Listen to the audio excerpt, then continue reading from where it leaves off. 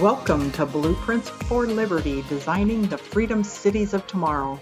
This is a podcast that explores the visionary concept of freedom cities and how we can create living environments that prioritize individual liberty, social harmony, and equal opportunities for all.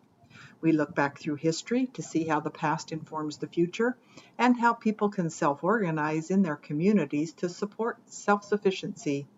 We also look to develop leaders that are moral and ethical in a world that is spinning out of control.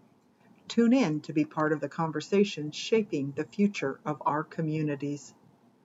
Hello and welcome, everybody. It's a little bit past the holidays. We're all getting back into the swing of things, and I'm really excited to talk to Aaron Makelky today. And he's from Wyoming. We share that in common, so it's not often you find two people from Wyoming. So it's always exciting. I'm always excited because I don't live there anymore when I get to talk to somebody from my home state. So anyway, I'll let him introduce himself and what he does, and then we'll jump in. Hi, Cheryl. Yeah, thanks for having me. I'm in Casper, Wyoming. I've lived in Wyoming for 12 years now, I believe. The big number is once you hit 10, you can get that lifetime hunting and fishing license, and then that's how they keep you from ever leaving Wyoming once you get that. At least that's what I told my wife. But thank you for having me on. I'm a high school teacher, a coach, an entrepreneur. I do a little work around AI outside of school and some strategy and consulting with that.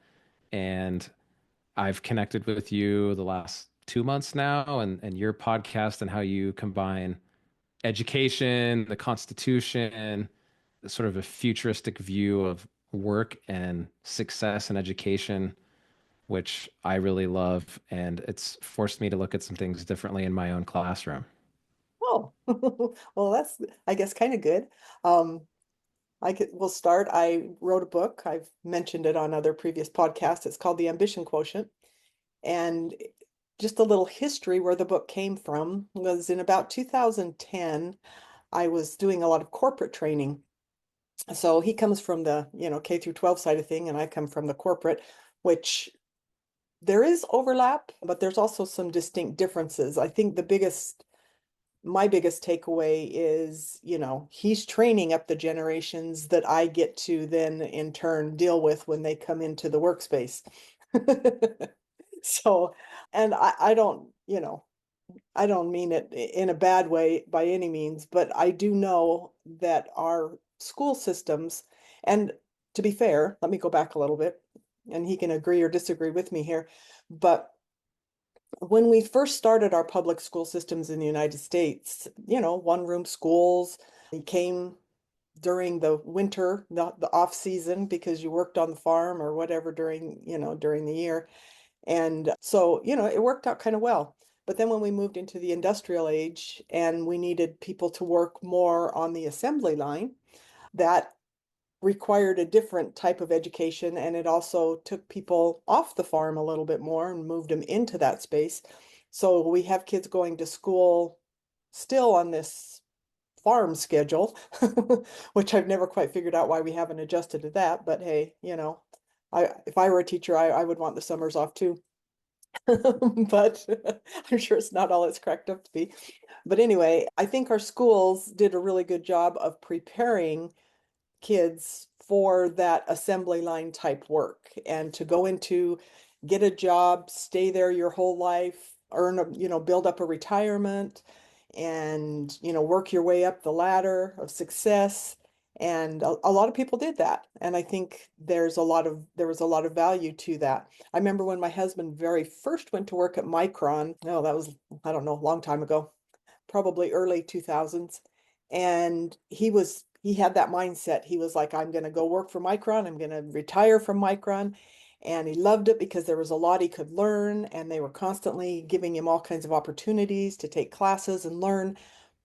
But then Micron decided they were going to do what a lot of companies nowadays do, and they started outsourcing a lot of their IT to, overseas. And thus he ended up, it worked out well. They gave him a good payout and kept him around long enough to train hit the people that were going to replace him. And he went on to do some really great stuff. But I think that was his first real exposure to, oh, I'm not going to be at this job for the rest of my life. And I think I don't know exactly what mindset a lot of our youth come into the workplace with nowadays, but I do know that in about 2010, I was doing a lot of research for it used to be ASTD, it's ATD, American Training and Development Association. And it was interesting because I was identifying just from my own anecdotal type information that creativity, problem solving, team building, communication, and resilience were the five characteristics that they weren't coming to the table with when they came into the workplace. And oddly enough, in a couple of years, I saw that ASTD at the time was their research showed the exact same thing that I had come across anecdotally. So I thought that was really interesting, and it really made me focus in on, why are these skills lacking and how are they different than like IQ, or EQ, If you're really smart and you've got pretty good emotional intelligence in terms of, and communication, there's a little bit of overlap with AQ and EQ. But if you have those, why isn't that you're not succeeding in the workplace? So I'll let you jump in there and see what your thoughts are. Well, let's just take one of those that you found and that company found employees lacked and say teamwork or cooperation. Inside public education, I always describe public ed as a snow globe, and it's sort of this self-contained unit that acts like and kind of is insulated from the quote unquote real world because we don't have to keep up with things and compete like companies do or employers do. We sort of set our own rules and then get to try to meet those. So I mean that as in it's kind of an artificial environment like a snow globe. If you ask teachers what's the best way to assess learning, they all say you can't do anything in groups ever. You should never assess learning cooperatively, or any group work is practice and then there's an individual component. But what's funny is I've yet to meet anyone outside of public ed who doesn't work with a team, even if it's clients. It's not necessarily colleagues physically next to you in the office, but you have a project manager or somebody that does the marketing and you do the sales, like everything outside of school you do in a team. Yet people within school say you shouldn't assess and do anything important in a team because that's not the best way to tell what someone knows. And so it's a question of, okay, well, which one's right?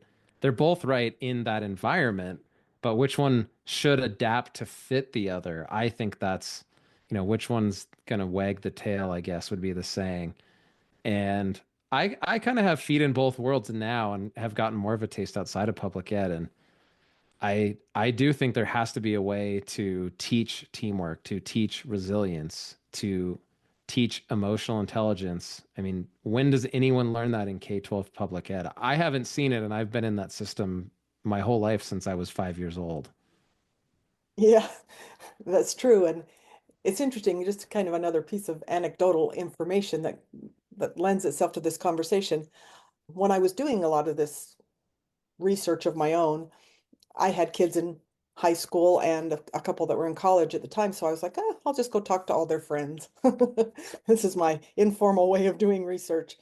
And they were all good students. And so I asked them, I said, you tell me what you think it is that makes, why do you get straight A's? What makes you successful in the school environment? And I expected them to say things like, oh, I do my homework and I study hard and I, go the extra mile and, do extra homework or whatever. But across the board, that wasn't even close to the answer I got overwhelmingly was I learned to give the teacher what they wanted. What did the factory system, when we set up public schools, what values did we say we're instilling? And if you ask me, as a teacher, but also a historian, it's number one, compliance, and it's Mhm, number two, conformity. mhm. Do what the teacher says. In other words, parrot back the right answer or, copy down the equation and be able to give it back to them, regurgitate it really. Mhm. But then it's in the environment of you sit in a row. A lot of people who say schools aren't segregated anymore. Yes, they are. They're segregated by age. Mhm. Well, are all 16-year-olds ready for the same math or English based on their biological age? No way. That's in a lot of ways, it's a terrible system. Why do we keep it that way? Because we value conformity.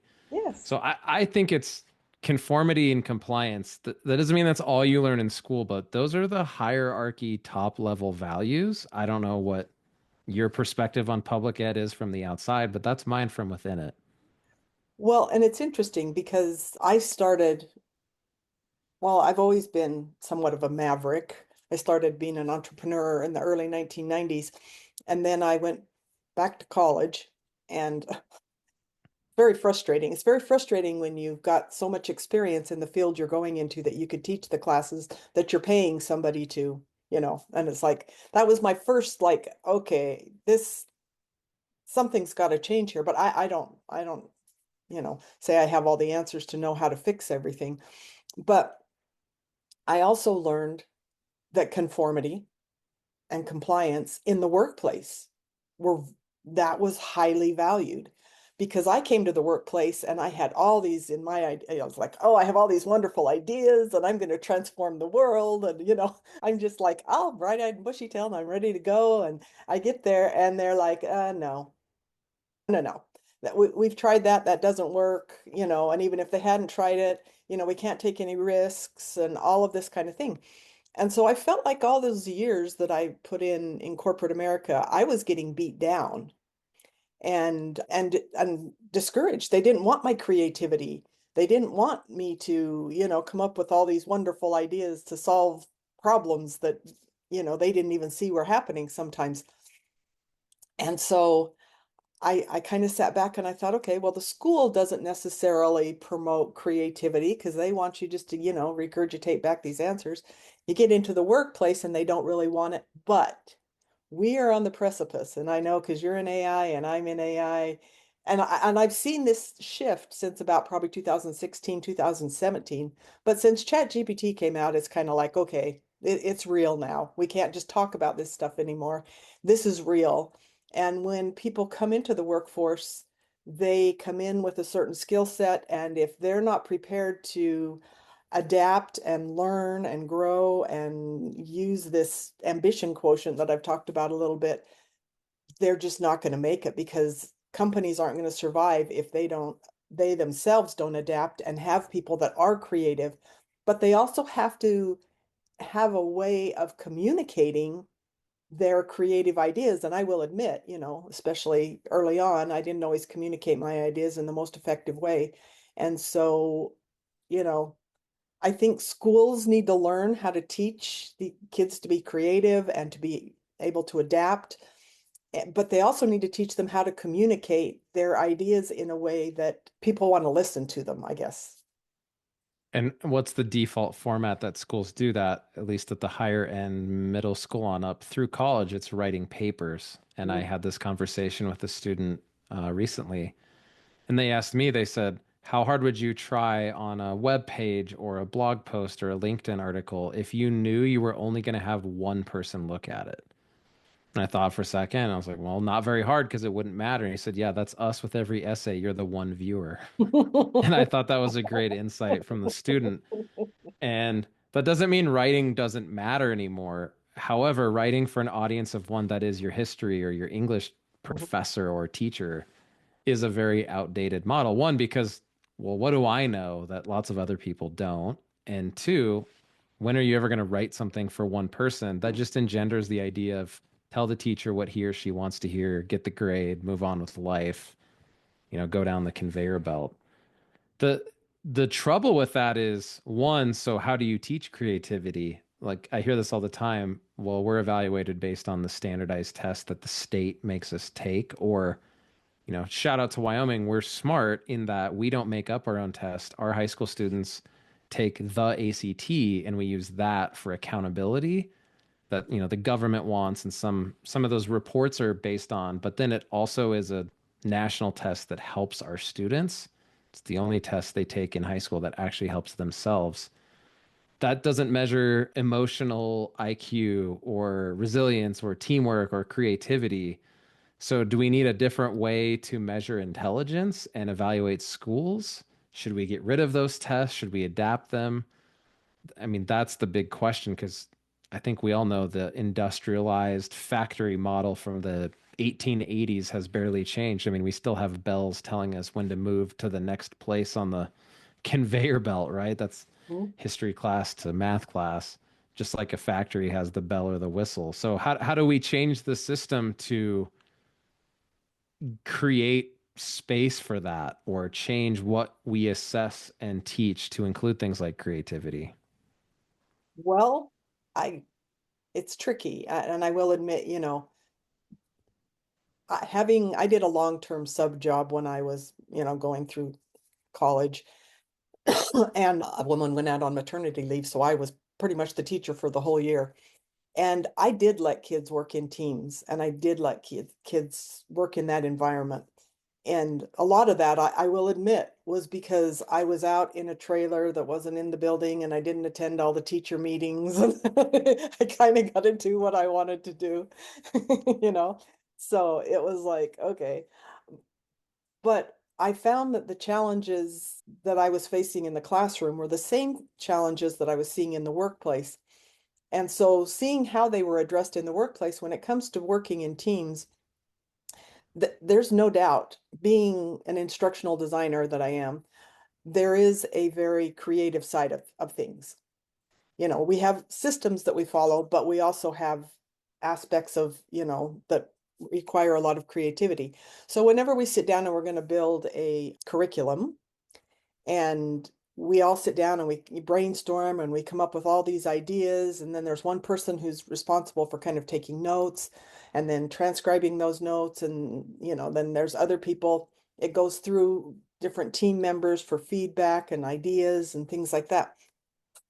But what was happening in the classroom was the same thing that was happening. You find that the same people have a tendency to do all the work. And then there's those that kind of go, oh, well, if you're going to do all the work, that means I don't have to do any of the work, right? And so what I did in the classroom was I made sure that every person on the team had a different assignment, and they were each responsible for their own, like there was a project manager. And just using an example as an instructional designer, okay, I have a project manager, but I also have an instructional designer. But part of creating learning is visual. So I need somebody who's got some visual art skills, and I've got some people who are really good technical writers and editors, and I'm not a great technical writer and an editor. So each of us had our responsibilities, and that's what I tried to do in the classroom, was mimic that same kind of thing where everybody had their own responsibility and it was totally different. So if the visual piece fell down, it was really obvious who didn't do their work. If the technical writing side of it fell down, it was obvious who didn't do their work. But yet everybody had to participate, and everybody got to provide feedback on what other people were doing. And when I was working at the University of California right before COVID, and I was managing 5 student interns, one of the things I found most interesting was I kind of set this up. We were doing a UX UI design thing, and I'm not a UX UI design person, so I wasn't a subject matter expert. So I was kind of learning alongside of them, which was a lot of fun because trust me, they knew a whole lot more than I did. But the things that they didn't know is how to turn something in, like you were talking about, like, oh, I turn it into one person. Well, that was their idea. I gave them all their assignments, they came back, put it together, gave it to me, and I gave them my feedback, and they're like, oh, good, let's move on to the next project. I'm like, oh, no, no, no, no, no, no, that's not how this works. You Yes. only got my feedback. Now we have to go through 3 or 4 different people, and they're going to provide their feedback. And they were like, oh. And each time they got feedback, they're like, oh, we have to go back and redo this. Oh, and we have to go back and redo it again. And oh, we have to go back and redo it again. But then it was like, okay, why am I redoing this each time I get somebody else's input? Don't I have any say in whether I like this input or not? I'm like, okay, so that goes back to your communication skills. How well are you going to be able to push back and communicate and say, hey, can I challenge your feedback and say, this is why we did it this way. Does it make sense to you? And, and to kind of work through those things. And that was really hard for them to do as an 18, 19-year-old in a world full of adults. They're not used to pushing back on adults. But so I helped them put together a communication plan so that they could learn how to communicate effectively with adults and in a way that was respectful, but yet still kind of got their point across. And so I found that to be a really helpful way of doing it. I could sit here for an hour and tell you all the drawbacks, to that also. But, on a high level, that seemed to work pretty well. Yeah. And what do you do when you get conflicting feedback from two adults? Because in school, I don't know if you ever get that. Maybe on a sports team, you might have two different coaches tell you, fix your stance this way versus fix your stance that way. But you don't have two different English teachers giving you feedback on how to write an introduction or two different physics instructors telling you which equation to use.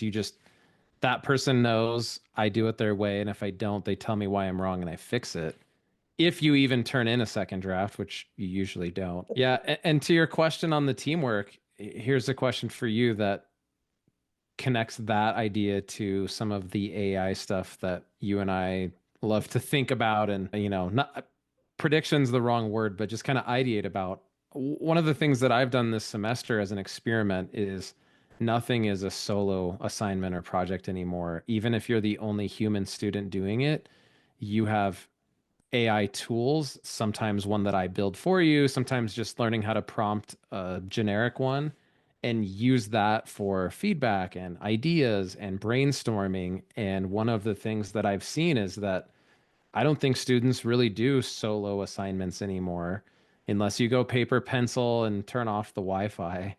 And I don't know that they should, because why wouldn't you want, say, an expert UX UI person sit in the room and give you feedback as you build this course out? And you're like, well, I'm all about pedagogy and curriculum and sequencing and assessment. I didn't think of where to put the back button and what color it should be. And if you had a UI, UX human in the room say, like, make it purple and put it there, trust me, it's better for this reason, you'd go, wow, that would be really valuable. Well, now we have that, especially if you know how to use those tools or how to prompt them. And I don't see our students, let's say high school students right now that are going to be hitting the workforce in the next 1 to 5 years as doing any of their jobs on their own. Even if they're by themselves or an entrepreneur, they're going to have a team of digital coworkers or employees, don't you think? Well, I'm part of a mastermind and it's called the Collective and it's all about AI. And they'll say, their big thing is we're a bunch of entrepreneurs and how can I start a business totally by myself? Because I don't want to hire employees. Especially, as an entrepreneur, the startup costs, the start amount of work that's involved is just enormous. Let's go back 20 years before even, when computers were really getting mainstreamed. I know we had them before that, but that's when they were really, really kind of taking over. Oh, wow. It's 2025. Okay, let's go back 30 years. I'm like, wow. That's what happens when you get old, is you just time flies. But I'm just thinking that we, you know, if I wanted to start a business, I remember I took a class long time ago when I first started my first business, and it was from US West. That's how old I was. And it was in Wyoming at Western Wyoming College, and they were teaching how to write a business plan. And so I said, like, okay, cool. I need to write a business plan. Okay, not only do I need to write this business plan, but I have to have a marketing plan. I have to have a budget. I have to have, all these elements. So I had to be the marketing expert. I had to be the accountant. I had to be all these things. And that was okay for just putting together a standard business plan. But if I wanted to actually take it to a bank and get funding, I needed to go get other people involved that Yep. really knew how to do that. And then when you bring other people in, you of course have to pay other people because other people don't want to work for free. And the more people you get involved in your project, all of a sudden, that's what I found is I'm like, oh, all of a sudden my vision is no longer my vision. Now it needs to be our vision. And if it's going to be our vision and people want to be part of this project, they need to feel like they have ownership in it. So I can't just say, well, this is my idea and I want to do everything my way. And that's, team building and communication and all that kind of thing. So there's just so many things that you do as an entrepreneur that involves so many people getting a business off the ground. Well, this whole purpose behind this collective is teaching one person using AI how to start a business by yourself. Yep. Because And AI is your accounting person. AI can build your website now. AI can build, your marketing plan. AI can build your business plan. AI can do it all. and you don't have to be the expert at marketing. You have to know enough about it to give it instructions on, let's say, the type of marketing you want to do, or what your budget is, or what mediums you're going to do it through. Let's say Facebook ads versus, the yellow pages. Yeah, I agree. And isn't the CEO of OpenAI has said there's this running bet on who's going to be the first one person billion-dollar business because AI makes that now possible. Just with the hours in the day, you couldn't do that. Even if you knew all of the content and you really were the tax expert and the marketing expert and the business strategy expert and the product expert, which no one is, but you wouldn't have enough hours in the day for one person to do that. You don't have enough leverage until you figure out, well, what if I had an AI agent or custom GPT? There's different versions of the same thing, but have one built for that purpose that I prompt or set up automations for. And now it's kind of like having an employee work for me in my browser or while I sleep. I like the one while I sleep. It's my favorite. Okay. Yep. And Oh, go ahead. I was going to say, did you see the study where the researchers at Carnegie Mellon and Duke set up a business of all AI agents? No. So I just shared this with my students. You can put a link in the show notes or however you do Yeah. that, but the name of the study is The Agent Company: Benchmarking LLM Agents and Consequential Real World Tasks. Two things that I think were really important from this. They set up a business that had no human employees. So, as far as I know, that's the first time that's been done. And it was, a fake one, but I think that's the future. There might be the one entrepreneur who files for the LLC, but then all the employees are just AI tools. Mhm. They went back and evaluated all these tasks. They had like a marketing person and a business person and a writer. 24% of the tasks were completed correctly and autonomously with no human involvement. So it wasn't super successful.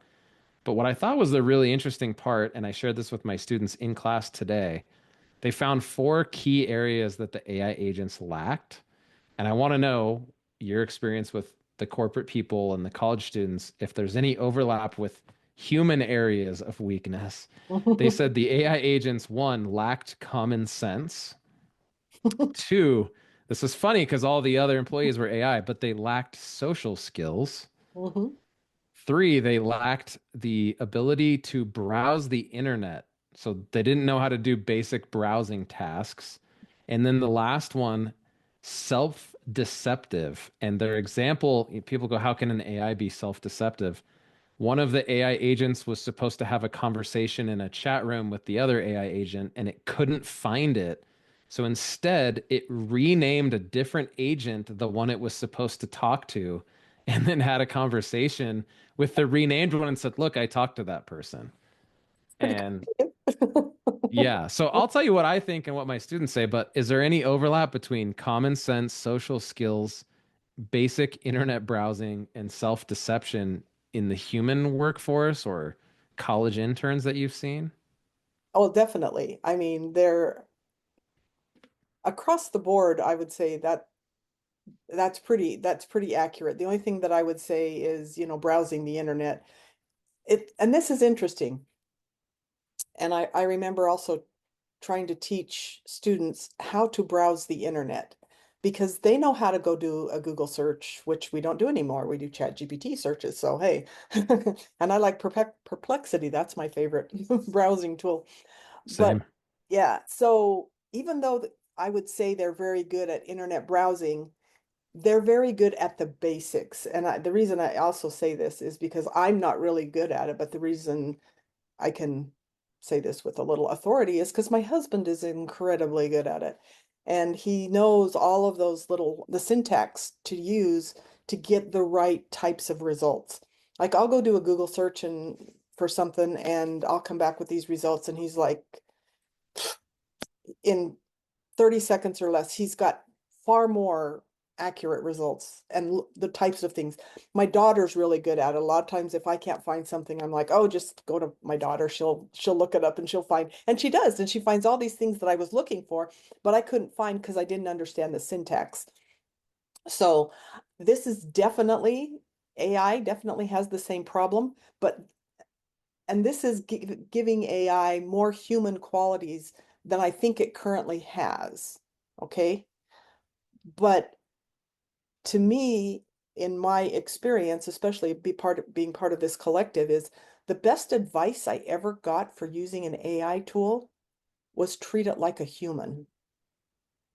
Because we still treat it like a machine and we give it very basic requests, we get very basic answers. And we don't know how to give it the complexity.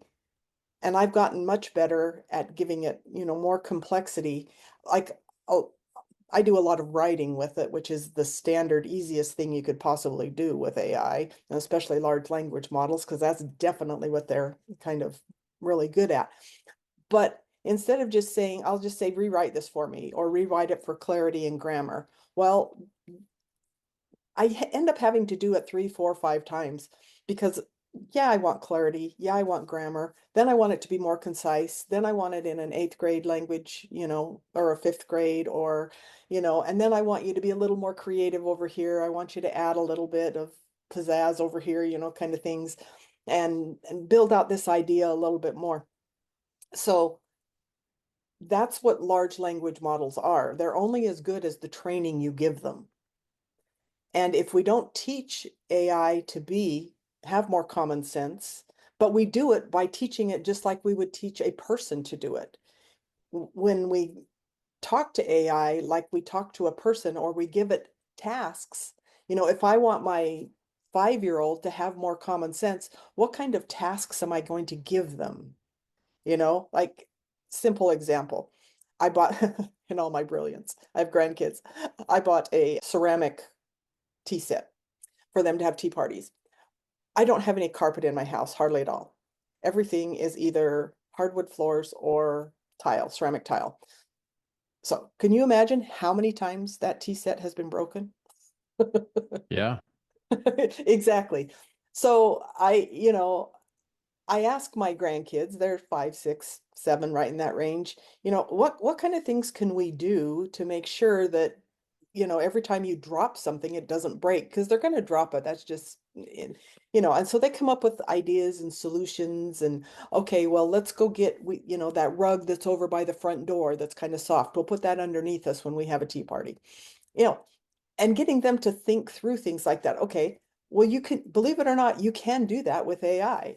If you're finding that it's coming up with these really ridiculous responses that don't have any common sense, then you have to go back and talk to it like a 5-year-old and say, okay, you didn't come up with the right, not necessarily the right answer, but you didn't come up with something, and you need to use the words common sense. That wasn't a common sense, and then define what common sense is. So Yes. that's what I think. And I'll tell you this, it sounds weird, but using AI so much in the last 2 years Mhm. has made me so much better at giving instructions to my students, Mhm. my colleagues, my children at home. So you have your grandkid teapot example. Here's my son. 2 days ago, we're shoveling snow in Wyoming. It snows a lot. And we did our driveway, we did the one neighbor, widow lady. Mhm. And I said, now do the sidewalk just on the outside towards the street up until this next neighbor. He did exactly what I told him to do, how I told him to do it. And then he put his shovel away and went inside. I never said, and then check with me on what's next, or and then do this. He wasn't wrong. I gave poor and incomplete instructions. Exactly like AI, it's not going to do anything you didn't ask it to do. Mhm. It doesn't wake you up in the morning and say, "Can I make you a coffee?" It only responds to what you prompt it to do, like, "Give me a recipe to make my coffee." And it's so funny because I now spend a pretty large amount of my time prompting AI side by side with other humans. And that skill has made me so much better at giving prompts to humans because I see, wow, I didn't ask it, do you understand? Read it back to me. What's unclear right now? What else do you want to know to be able to do this task well? How do I evaluate it?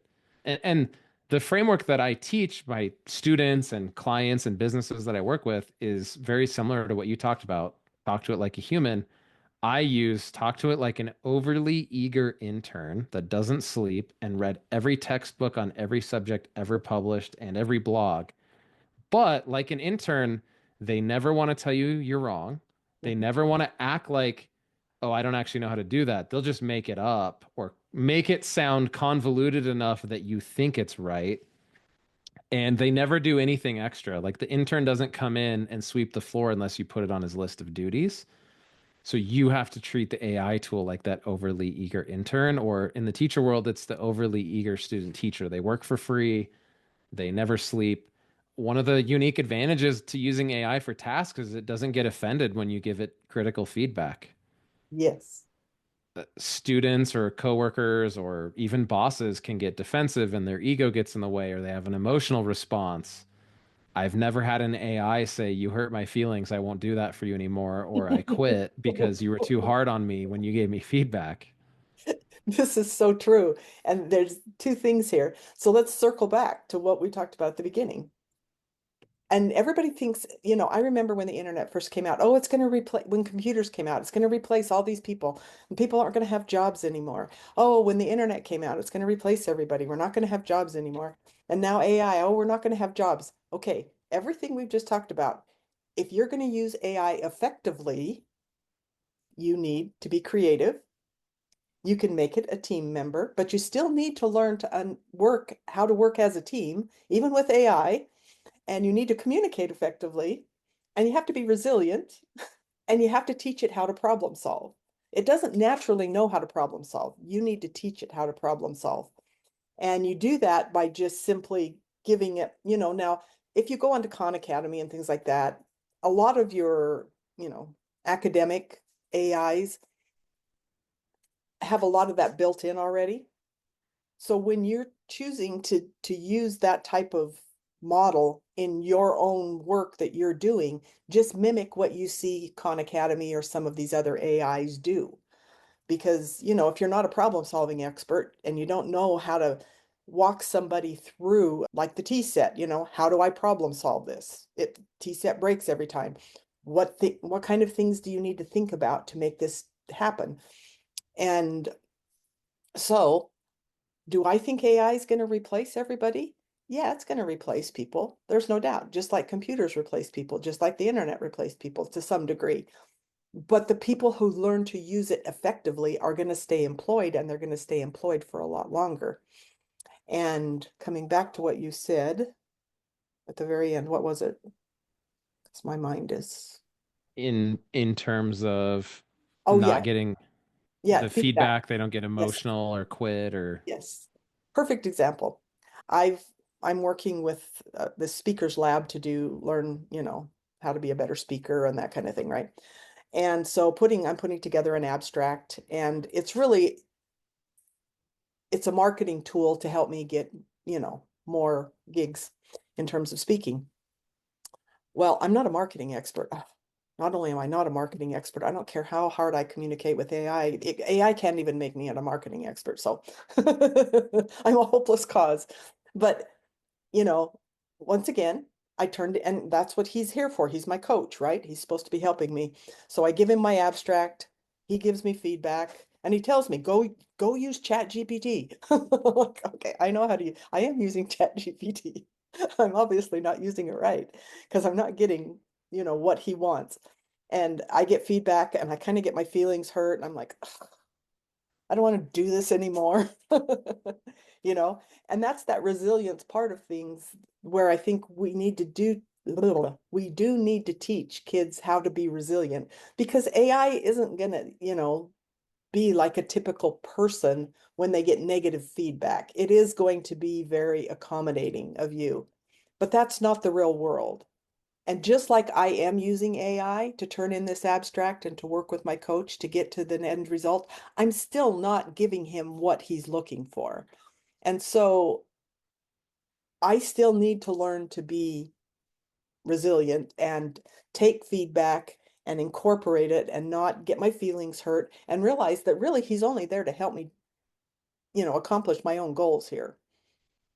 So I need to make sure that you know, these skills are still, I think they're even more relevant. These AQ skills are more relevant now than they ever were before. Yeah, and here's my idea. I'm not going to call it a theory, but when AI can remove friction around a lot of tasks, in your example, the entrepreneur can have basically a team of AI tools that do things you couldn't do on your own nearly as well, or as fast, or as cheap. I see the same thing with students. Once they see ChatGPT can write that essay or answer the questions on that quiz, one of the first questions they ask is, so what do I really have to do, or what's left for me? And inevitably, I think one of the results will be a lack of ambition to want to do things because people kind of shrug and go, well, the thing I would have had to go to college for and study and read books, AI is already better than me at it and faster and cheaper. So what am I going to do? What's worth doing anymore? What's worth struggling at? And the opposite will happen. So the entrepreneurs in your mastermind take the same technology and say, wow, that removes all these barriers to what I was limited by 5 years ago. Now I can start a business and have a team and get all this done using technology. And my ambition is, increasing exponentially at the same time somebody's going, it's futile. Why do it?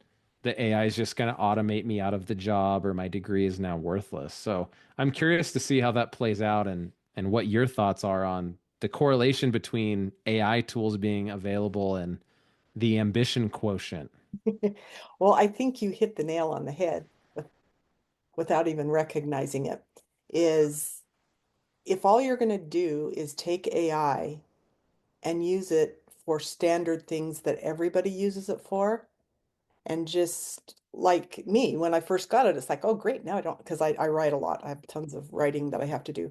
And it just saved me all that work with all this writing. But the problem yeah, I could probably pass a 12th grade English essay, you know, but in the real world, if I'm writing and I'm writing from a marketing perspective, I'm not getting it. Even though AI is doing it and I'm telling it, I want this to be, from this angle in the marketing, and this is my audience, and this is how I want you to talk to them and everything. I'll come back and I'll give it to somebody who really is a marketing expert, and they go, no, that's not quite it, you know? And so I have to go back and do some more. And so I think that resilience is important once again.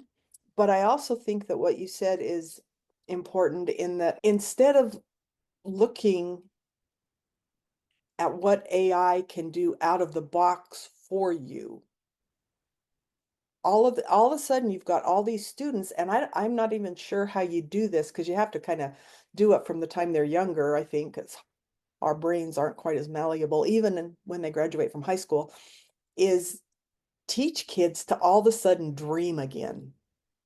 And I see that this is really sad, but it's really true.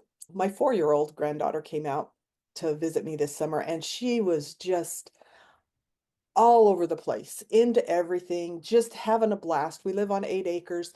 She lived outside. She wanted to play with the dog all day long.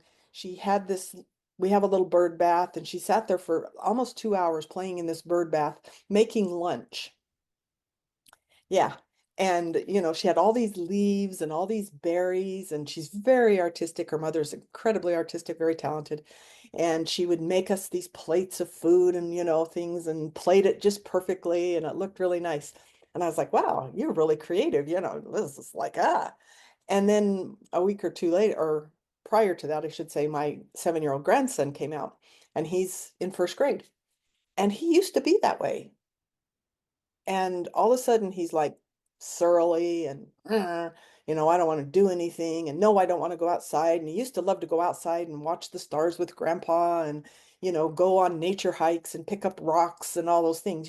And he's just like, nah, nah, nah, nah. And I'm like, what happened? And then it dawned on me. He went to school. Yeah, kindergarten, first grade. I know.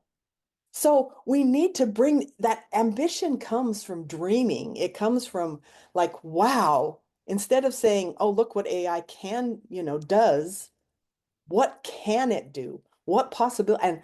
And the cool thing is I can make it do it. If I'm willing to take the time and learn, I can make it do it. And the limit now for the first time in human history is actually our own Mhm. creativity, human imagination. It's not the tool like bronze or steel or the amount of electricity available. It's what can you think of to use this for, or what can you tell it to try to build? Yeah, I see that with my students. So a unique thing in my syllabus is I put on any assessment that you come to me prior to the deadline and propose a different format. I will always say yes if you have a serious proposal. So I've had students, could I paint a portrait of this famous person instead of write an essay? Could I build a board game that incorporates the content instead of do a slideshow? Very few students take me up on that because they just do what they know, like a slide deck or a paper. I was gone and had a sub cover when my students did an assignment on the Black Death.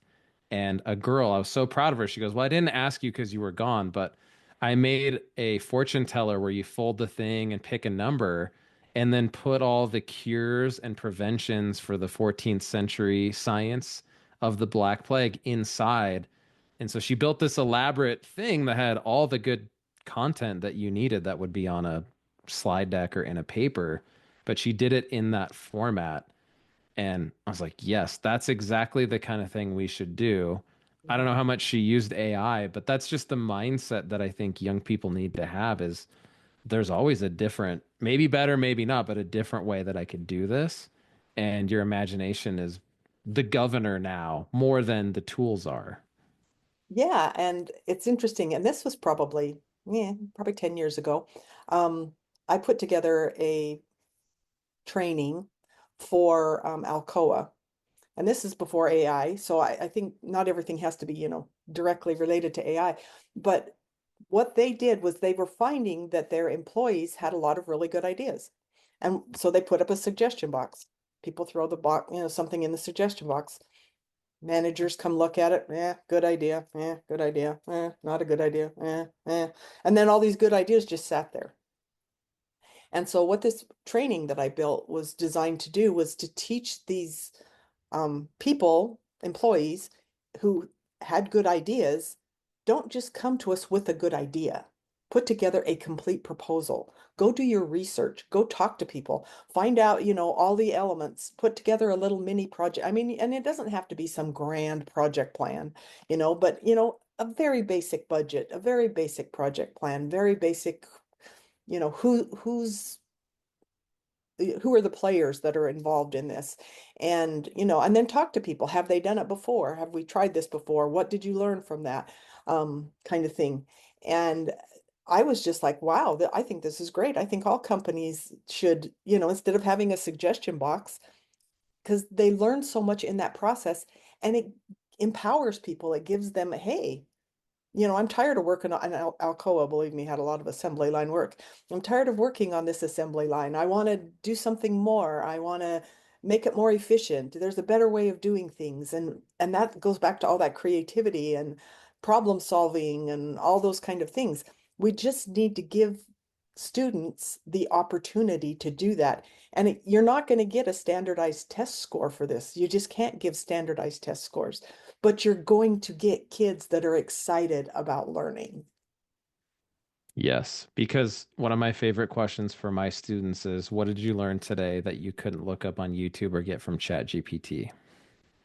And teachers don't like that. When I work with teachers, I don't work a ton with teachers, but I love to ask them, what can you teach your kids today in your classroom that YouTube University couldn't have taught them while they laid in bed on their phone? Exactly. And a lot of people are afraid to ask that question. And I go, not only should you know the answer, but then you should then go there to what it can't do or it's not good at yet, like the creativity. I've never had ChatGPT do anything for me I didn't tell it to do. Yeah. It's not creative at all. No. It can execute on the task I give to varying degrees of quality, largely based on my input, but it never nudges me on my phone and says, I had a great idea. I know you didn't ask me to do this, but what if? It doesn't work that way. And that's how you'd want your employees. If you saw an inefficiency in a system, wouldn't a good manager want to know? If a student had a great idea of how to do something better or differently, wouldn't a good teacher want to know? Exactly. And it's funny because this isn't exactly what you're talking about, but I don't know if you've ever used a tool called Poe. I have. It has all the different Hmm? chat bots on the side that you can use. Yeah. And the reason I first started, I liked it when I first started using it. I was writing a whole script, a whole podcast thing on the Salem witch trials. And I would write a piece about it, and then it would give me a whole bunch of questions that I had never thought about, you know?